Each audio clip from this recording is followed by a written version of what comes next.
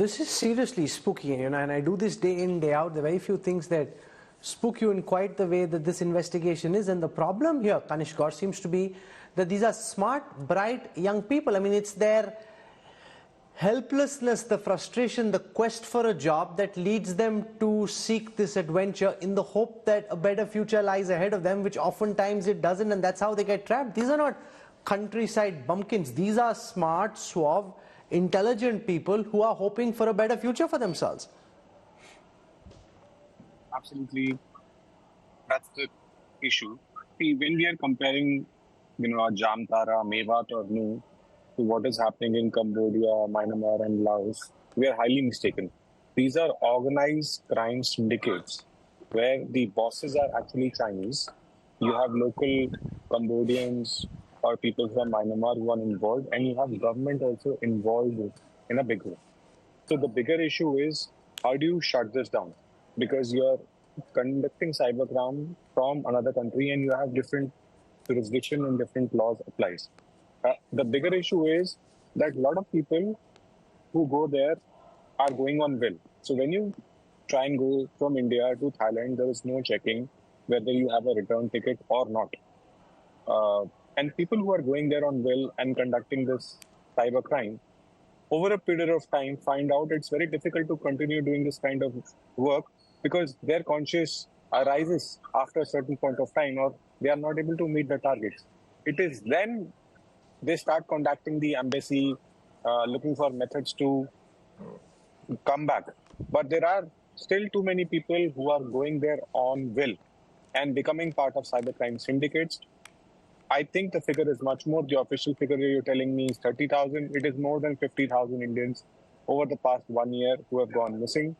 And this is used today via cryptocurrencies to move money. And this money moves globally. If you look at more depth into this report, you will find that there were 10 Chinese nationals and some Cambodian nationals who were also, put under arrest by the Singapore government. And these people were staying in Singapore and running these syndicates from Cambodia. And these people moved out from Singapore and all they were charged was for moving money. Where was this money? This money was through these cryptocurrency scams. And they are not only targeting India, they're targeting the US, they're targeting Australia, they're targeting UK. And unless there is global pressure, bodies like Interpol, the UN Office of Drug and Organized Crime, they don't get involved. This is only going to grow because there is no way to stop it. Today, they have changed their modus of operandi. Instead of calling people on WhatsApp, they are using telephony platforms where you will get a call from an international number that it is coming from DHL or FedEx. Hence, it's very difficult to shut down these call centers, and most of the people are not aware. As a normal person, I want to ask the victim also has his hand up right now. Are most of these nationals from India, or is it like people from different countries getting conned in the same scam? So there are a lot of people from India, there are a lot of people from Pakistan, there are a lot of people from Bangladesh. So who are the ones who are making calls? And let me be very honest, they use this platform called Brea. Which so one? There's one app on your Play Store or your iStore where you can find it. It's called Brea, B-R-I-A. So they get a subscription from Thailand because they pay somewhere like around per minute, it's somewhere like around $50 or something. And they get a subscription from there where someone actually gives a call from the using Brea. What happens is here they are using phones. They are not using any systems. People are calling from DHL or people who are calling from this in Cry. They never use any they never use any computers here. Why? Because number one, they don't have any. There's no way where you can like find them out.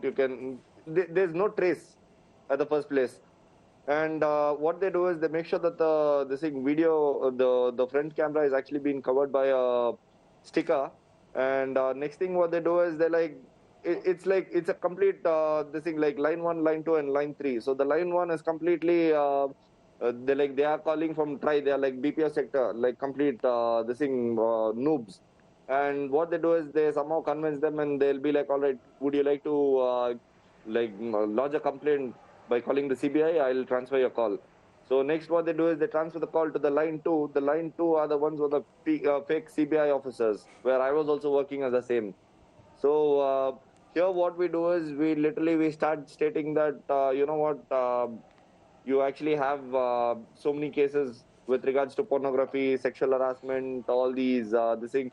So totally, we have something like around 52 cases. As soon as we tell 52 case, the person literally loses his chill, right?